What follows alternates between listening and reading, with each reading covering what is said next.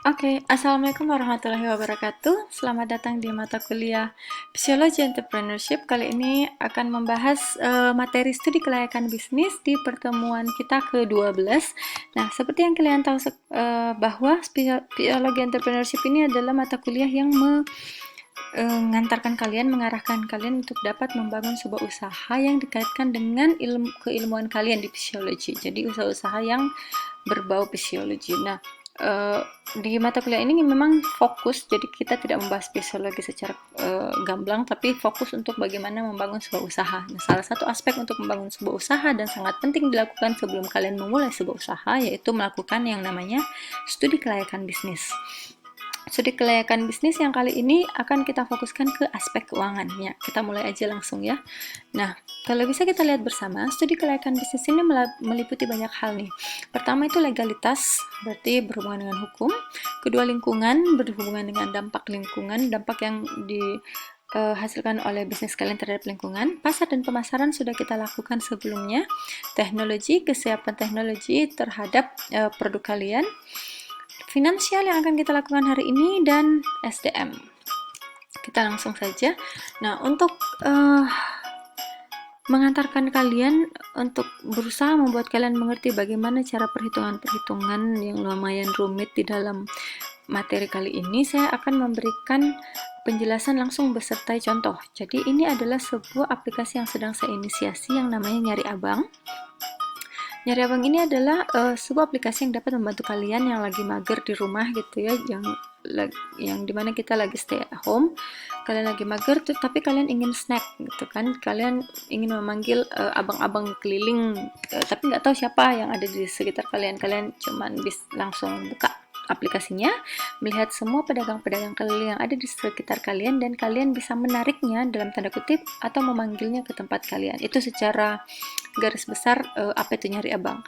Nah, karena ini adalah sebuah usaha yang diinisiasi, maka saya melakukan studi kelayakan bisnis. Nah, jadi saya akan memperlihatkannya di sini kepada kalian. Ini juga hal yang saya hitung sendiri sehingga saya bisa menjelaskannya dengan lebih mudah dan lebih jelas. Kita mulai saja ya.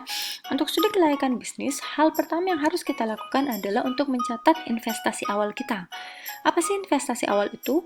Itu adalah termasuk seluruh pengeluaran awal yang dikeluarkan untuk membangun usaha, baik itu berbasis produk atau jasa.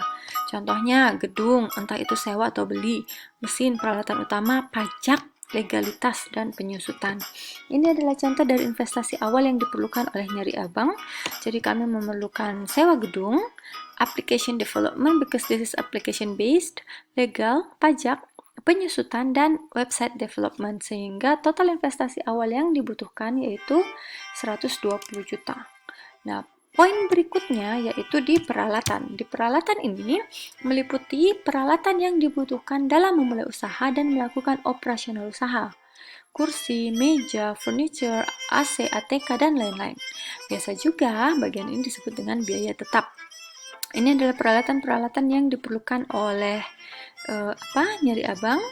Kalau bisa kalian lihat di sini, ini per item, jumlah, dan totalnya yaitu 17.564.000.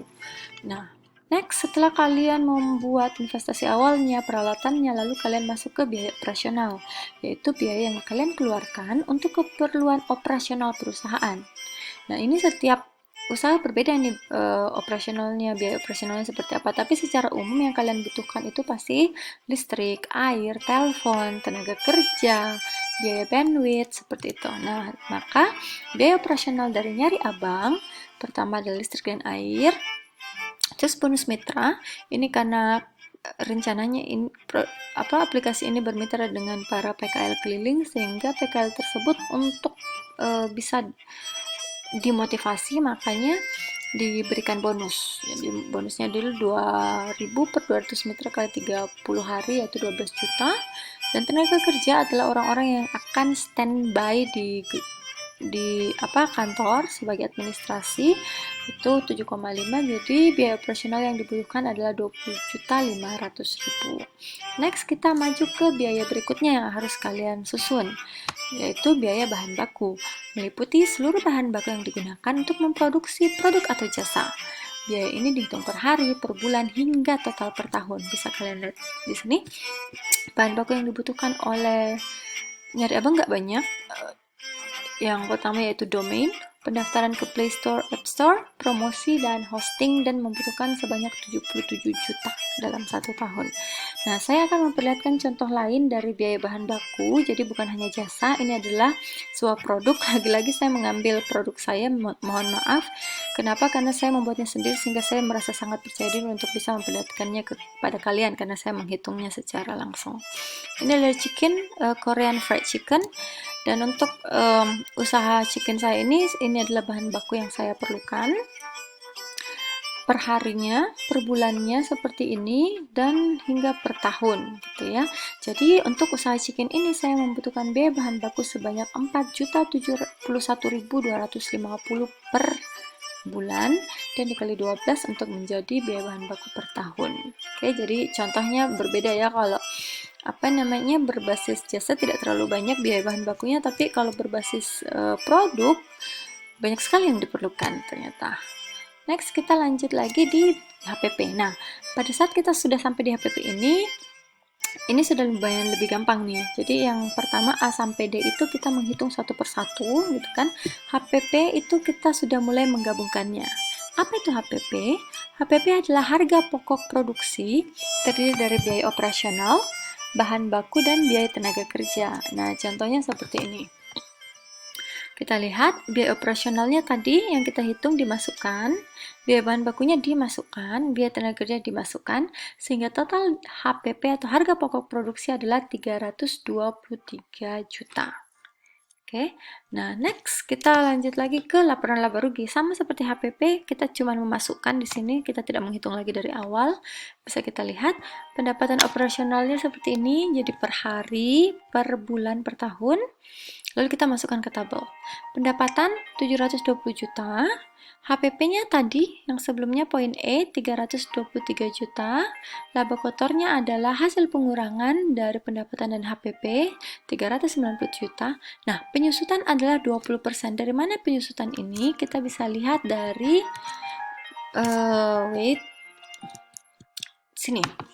Peralatan. Jadi peralatan ini semua yang ada di sini mengalami penyusutan. Jadi 17.564 di mana penyusutannya adalah 20%, sehingga bisa kita lihat di sini penyusutannya adalah 3.512.800 rupiah.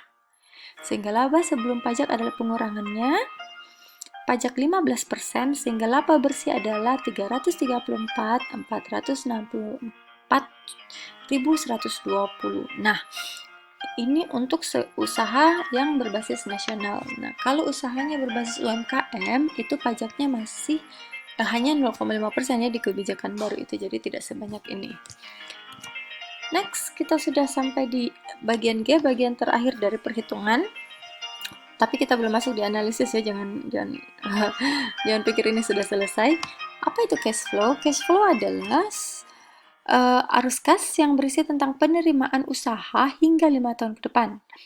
Sehingga cash flow merupakan proyeksi yang dibuat oleh founder. Dalam pembuatan cash flow proyeksi ditargetkan bahwa peningkatan laba setiap tahun yaitu 10%. Jadi dalam membuat target laba jangan sampai target peningkatan labanya itu kurang dari 10%. Nah, ini adalah cash flow-nya. Kalau bisa kita lihat periode 1, 2, 3, 4, 5 itu maksudnya tahun pertama sampai tahun kelima. Ini adalah laba bersihnya yang tadi kita hitung. Depresiasinya tadi 20% dari peralatan, dan profit atau kas bersihnya, penjumlahannya ya. Jadi profit dari tahun pertama dimasukkan ke 10%-nya ini ya, asumsi peningkatan laba 10%. Jadi laba bersih ini ditambah 10%. Lalu depresiasinya sama dan profit lagi. Jadi total ini lagi ditambah 10%, ya. Jadi total profitnya ditambah 10%, hasilnya di sini. Lalu depresiasi sampai akhirnya di 5 tahun. Ini adalah profit yang kalian dapatkan. Oke, itu adalah contoh cash flow satu. Bisa kalian contohin, atau saya membuat cash flow di chicken itu lebih operasional karena saya ingin melihat pos-posnya satu persatu. Ini adalah contoh cash flow chicken. Di atas ini kalau bisa kalian lihat, ini adalah pendapatannya pendapatannya seperti ini di setiap bulan, di mana setiap bulan ini terjadi lonjakan tergantung dari tren yang ada. Contohnya, ini karena 6 bulan pertama masih stabil, lalu harapannya setelah itu ada terjadi peningkatan, sehingga ini adalah totalnya dalam 1 tahun. Dan di bawah ini, tabel kedua ini adalah semua pengeluaran-pengeluarannya. Ini adalah pengeluaran bahan baku yang tadi, terus ini adalah sewa. Kenapa di sini masih kosong? Karena dalam membuat menyusun investasi awal chicken, penyewa tempat itu sudah saya masukkan di investasi awal, gitu ya. Jadi makanya di situ kosong, sehingga baru mulai di sini. Ini ada advertising, jadi periklanan, ada anggarannya, terus peminjaman di bank karena investasi awal ini hasil pinjaman di bank 10 bulan. Lalu ini adalah untuk gaji, sehingga kita bisa lihat pendapatan dikurangi pengeluaran. Ini juga salah satu contoh cash flow yang bisa kita lihat. Masuklah kita ke analisis kelayakan bisnis. Apakah perhitungan yang kita buat tadi itu layak? Apakah bisnis yang ingin kita inisiasi itu layak untuk dilakukan atau dimulai? Analisis kelayakan bisnis terdiri dari 3 hal. Yang pertama itu kita mulai dari PP atau payback period. Payback period itu adalah teknik penilaian terhadap jangka waktu atau periode pengambilan investasi. Perhitungan ini dapat dilihat dari perhitungan kas bersih atau proceed yang diperoleh setiap tahun. Contoh, tadi proceednya kita sudah hitung bersama ya, ada di sini kan, ini kan proceednya. Jadi di analisis kelayakan usaha itu kita hanya menggunakan data-data yang sudah kita lakukan tadi dari poin A sampai di poin G. Kita lihat, ini proceednya kita tulis kembali. Investasi awalnya tadi 120 juta, proceed tahun pertama 330 juta. Karena proceed lebih besar daripada nilai investasi terbayar di tahun pertama, jadi BEP akan terjadi di tahun pertama. BEP itu adalah break even point, adalah poin di mana kalian bisa melakukan pengembalian modal gitu. Karena modalnya 120 juta, berarti BEP-nya sudah sampai nih di sini karena proceed tahun pertamanya jauh lebih besar. Yang kedua adalah NVP atau Net Present Value. Sorry, ini terbalik, NPV harusnya. Merupakan perbandingan antara present value bersih dan present value investasi selama waktu investasi. Jika NPV positif, investasi diterima. Jika NPV negatif, investasi ditolak. Kita lihat, ini periodenya, ini proceednya, ini tingkat bunganya. Kenapa 13%? Ini 13% ini adalah acuan bunga yang diberikan oleh Bank BRI. Jadi tergantung nanti kalian melakukan investasi peminjamannya itu dari bank apa. Tapi secara umum saya mengambilnya di Bank BRI karena dia tidak begitu tinggi. PV proceednya seperti ini. Jadi dikaliin aja, dari proceed dikali ini 13% hasilnya seperti ini. NPV, kalau bisa kita lihat totalnya dikurang investasi awal. Jadi hasilnya positif. Karena NPV positif, maka investasi diterima.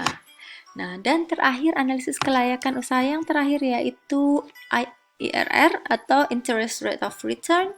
Perhitungan tingkat bunga menyamakan nilai sekarang dengan nilai penerimaan kas bersih di masa yang akan datang. Jika IRR lebih besar dari bunga, maka diterima investasinya. Jika lebih kecil, maka ditolak. Yuk kita lihat bersama-sama. Jadi yang tadi kita coba ada 2 skenario, NPV positif dan NPV negatif. NPV positif totalnya nilainya tadi, terus investasi awal, terus investasi keseluruhan. Investasi awal ini ditambah peralatan ya, jadi 120 juta itu investasi awal ditambah peralatan 13%, suku bunganya 13 kali 5. Jadi ini totalnya 65%, perhitungannya seperti ini. Nah, hasilnya adalah 20,28%. Jadi 13% ditambah total ini, total dikurang investasi keseluruhan, lalu 65 dikurang 13%. Kalau kita kalikan secara matematis, kalian bisa lakukan sendiri 20,28%, sehingga usaha ini dinilai layak karena dia IRR-nya lebih besar daripada investasi. Oke, that's all for analisis kelayakan usaha. Kita akan lanjutkan diskusi lagi via Zoom. Terima kasih sudah mendengarkan. Saya tunggu pertanyaan-pertanyaannya. Assalamualaikum warahmatullahi wabarakatuh.